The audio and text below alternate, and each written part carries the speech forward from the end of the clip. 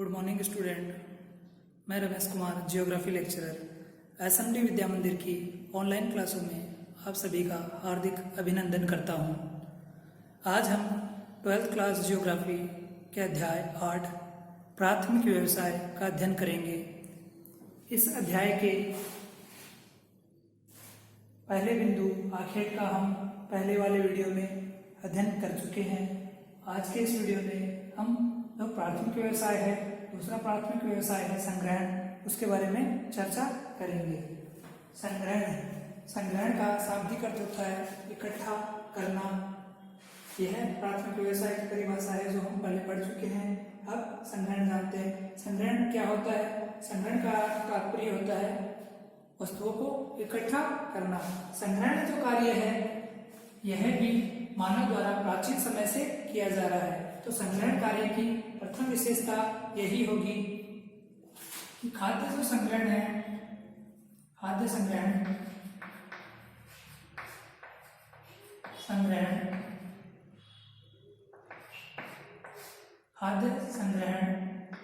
मानव का दूसरा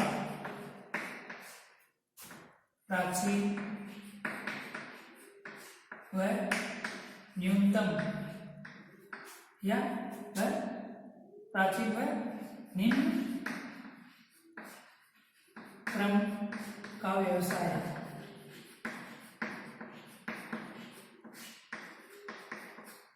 संग्रहण कार्य की प्रथम विशेषता है कि खाद्य संग्रहण है मानव प्राचीन समय से करता आ रहा है, इसलिए खाद्य संग्रहण जो है मानव का दूसरा प्राचीन व्यवसाय है और निम्न क्रम का व्यवसाय है। पहला प्राचीन व्यवसाय अखेट है, दूसरा खाद्य संग्रहण हुआ और निम्न क्रम का तात्पर्य है इससे भी अखेट की तरह केवल जीवन यापन जितनी चीजें ही पूर्ति होती है। सामाजिक वर्तमान में जो है सामाजिक और प्रौद्योगिकी विकास, तकनीकी विकास के कारण इस व्यवसाय का महत्व अत्यंत कम हो गया है। दूसरी विशेषता इसकी यही रही कि सामाजिक व प्रौद्योगिकी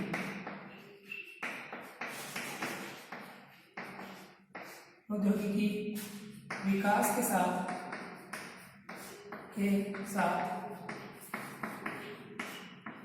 इसका महत्व कम हो गया है।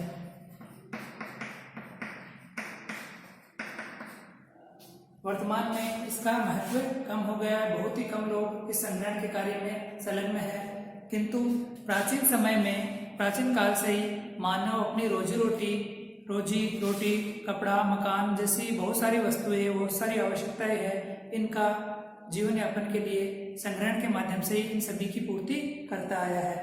इस व्यवसाय में संलग्न जो लोग होते हैं, इस व्यवसाय में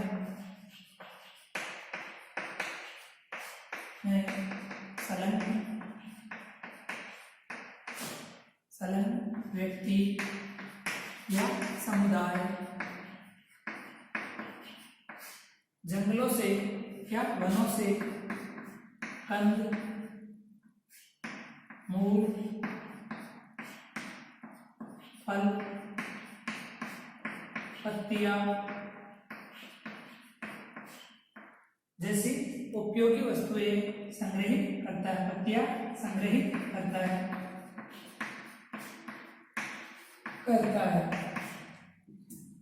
इस व्यवसाय में संलग्न व्यक्ति जो है या समुदाय है वह जंगलों से, वनों से कंद, मूल, फल, पत्ते, जड़ आदि का संग्रहण करता है और इन्हें बेचकर या इनका उपभोग करके अपने प्राथमिक आवश्यकताओं की पूर्ति करता है। इस व्यवसाय की एक विशेष बात यह भी है कि ये लोग जो है इस व्यवसाय में संलग्न लोग इस व्यवसाय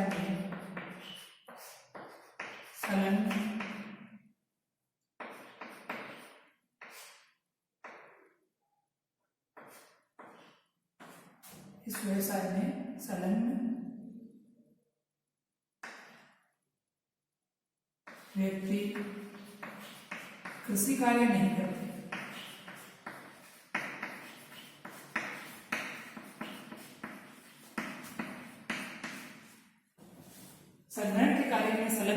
व्यक्ति या जो समुदाय होता है वह पूर्णतया अपना जीवन यापन संग्रहण के माध्यम से ही करता है, वह व्यक्ति कृषि कार्य नहीं करता है। इसके साथ ही इसकी एक विशेषता यह भी है, ये जो लोग हैं संग्रहण कार्य के दौरान ग्रहण कार्य के दौरान या संग्रहण क्रिया के दौरान संग्रहण कार्य के दौरान प्रकृति से छेड़छाड़ नहीं करते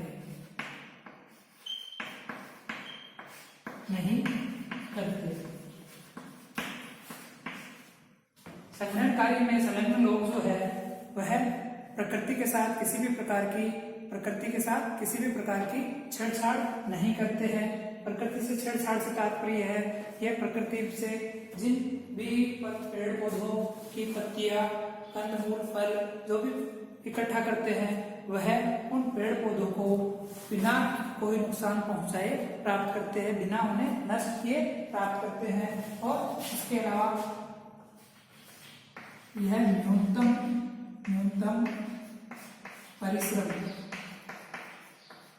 परिश्रम आधारित व्यवसाय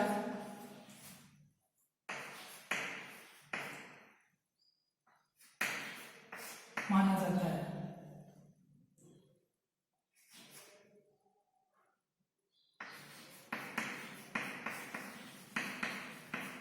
न्यूनतम परिश्रम आधारित व्यवसाय माना जाता है। एक जंगल या एक वन को विशेष को चूज कर लिया जाता है, सेलेक्ट कर लिया जाता है और वहां पर यह अपनी आवश्यकताओं की पूर्ति करते हैं। हाँ, यह नहीं है कि बिल्कुल ही परिश्रम नहीं है, कई बार इन्हें अपनी आवश्यकता अनुरूप विशेष वस्तु या विशेष जड़ी बूटी को प्राप्त करने के लिए बहुत लंबे चौड़े, बहुत विस्तृत भूभाग में पूरे दिन तक भटकना पड़ता है, तो इस तरह से कुछ परिश्रम आवश्यक हो जाता है। इस व्यवसाय की वर्तमान में कुछ विशेषताएं बदल गई है, जैसे वर्तमान समय में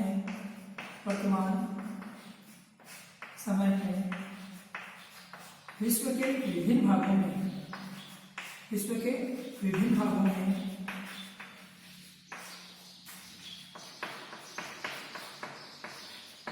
इस व्यवसाय का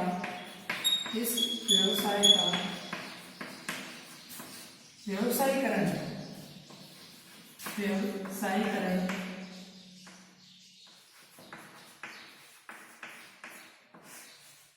प्रारंभ हो गया है।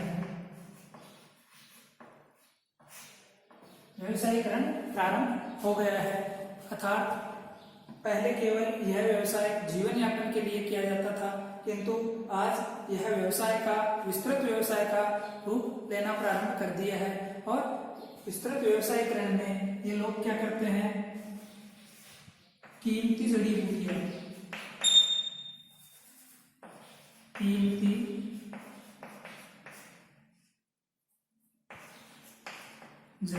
जो है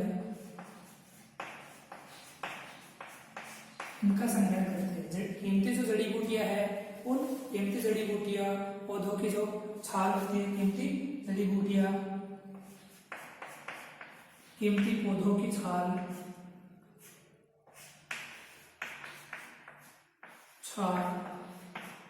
व पत्तियां संग्रहित करके औषधीय पत्तियां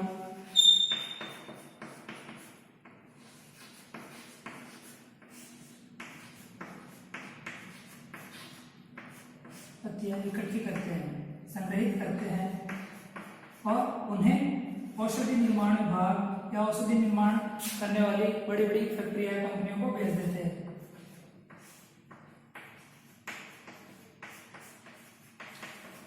संग्रहित करते हैं और उन्हें बेच देते हैं, बेचने का कार्य करते हैं। विभिन्न वृक्षों की जो छाल है, आप सभी जानते हैं, विभिन्न वृक्षों की छाल है औषधि निर्माण के काम में आती है। जैसे कुनेन है, कुनेन का प्रयोग सिंकोना है, सिंकोना एक वृक्ष है, सिंकोना की जो छाल है वह कुनैन बनाने के काम में आती है। कुनैन का उपयोग मलेरिया की औषधि बनाने में उपयोग होता है। उसके अलावा कई जो पौधे हैं, जैसे जो खेरी का जो पेड़ है, उसके पेड़ से चमड़ा शोधन करने के लिए उसकी छाल का प्रयोग किया जाता है। और भी अन्य प्रकार के पौधे होते हैं, उन पौधों से बोतल्स के ढक्कन कार्ड बनाने के रूप में भी उनका प्रयोग किया जाता है। तो यह वर्तमान समय में जो संग्रहण का कार्य है, यह व्यावसायिक रूप लेना प्रारंभ कर दिया है, व्यावसायीकरण हो गया है, जिसमें कीमती पौधों की जो जड़ी बूटियां होती है, पौधों की छाल होती है, औषधीय पत्तियां होती है, उनको संग्रहित किया जाता है और इन वस्तुओं को निर्मित करने वाले विभिन्न उद्योग है, उन उद्योगों को इन चीजों को बेच दिया जाता है। इसके अलावा जो यह पेड़ पौधों की जो पत्तियां हैं, इन पेड़ पौधों की पत्तियों से अन्य कई प्रकार के पेय पदार्थ, कई प्रकार के शीतल पदार्थ, कई प्रकार की दवाइयाँ, कई प्रकार के सेंटेड पदार्थ बनाने के उपयोग में भी लिया जाता है। जैसे विभिन्न रेशे हैं, उन विभिन्न रेशों को कपड़ा निर्माण करने के उपयोग काम में भी लिया जाता है। विभिन्न फल जो है, कठोर फल होते हैं, उन कठोर फलों का तेल निकालने का कार्य भी किया जाता है। कठोर फल है, उनको भोजन के रूप में प्रयोग किया जाता है। जो तने होते हैं, पेड़ों के तने होते हैं, उन पेड़ों के तनों से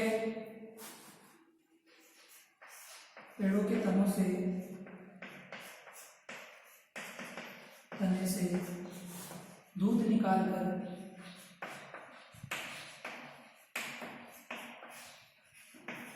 रबर बनाया जाता है। प्राकृतिक जो रबर है, प्राकृतिक रबर का निर्माण किया जाता है।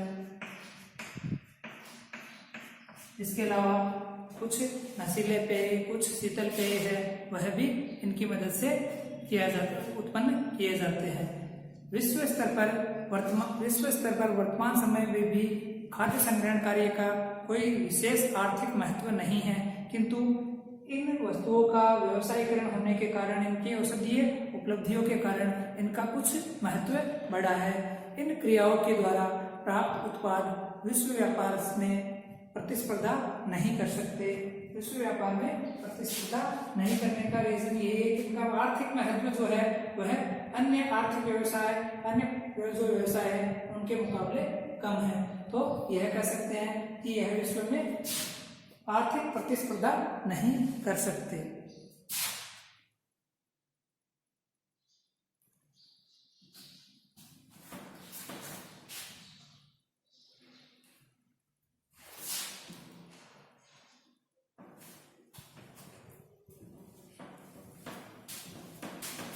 अब हम जानते हैं संग्रहण जो कार्य है, वह संग्रहण कार्य विश्व के किन किन क्षेत्रों में किया जाता है।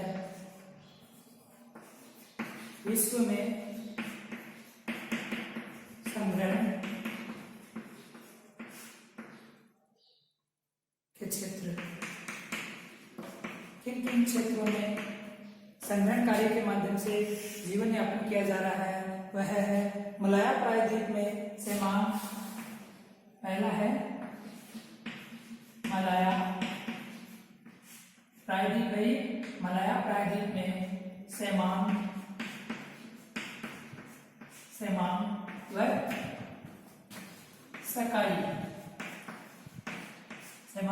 सकाई जनजाति द्वारा। मलाया प्रायद्वीप में सेमांग व सकाई जनजाति के द्वारा यह खाद्य संग्रहण का कार्य किया जाता है। अमेज़न बेसिन जो है उसमें बोरो जनजाति के द्वारा अमेज़न बेसिन में इसके द्वारा बोरो जनजाति द्वारा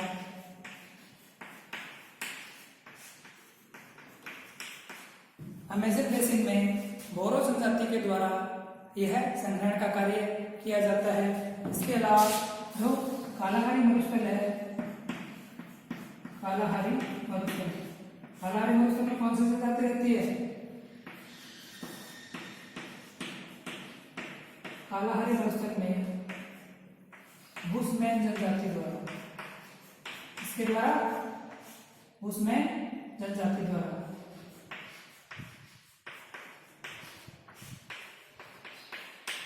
बुशमैन जनजाति द्वारा यह संग्रहण का कार्य किया जाता है। इसके अलावा पर्वतीय क्षेत्र है, उन पर्वतीय क्षेत्रों में आदिवासियों द्वारा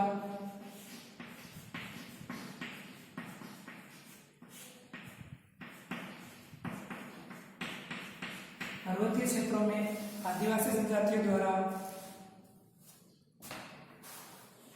और दक्षिण पूर्वी एशिया के आंतरिक भाग जो है, आंतरिक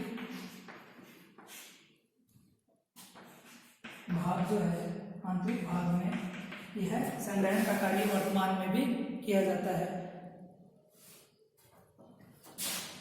खाद्य संग्रहण की विशेष बातें। खाद्य संग्रहण मानव द्वारा दूसरा प्राचीन व निम्न क्रम का किया जाने वाला व्यवसाय है। इसमें सामाजिक व प्रौद्योगिकी विकास के कारण इसका महत्व काफी कम हो गया है।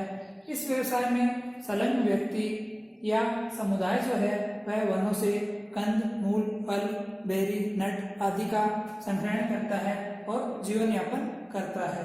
इसके अलावा इस व्यवसाय में संलग्न व्यक्ति जो है वह कृषि कार्य पूर्णतया बंद रखते हैं, अर्थात इस कार्य में संलग्न लोग कृषि कार्य नहीं करते।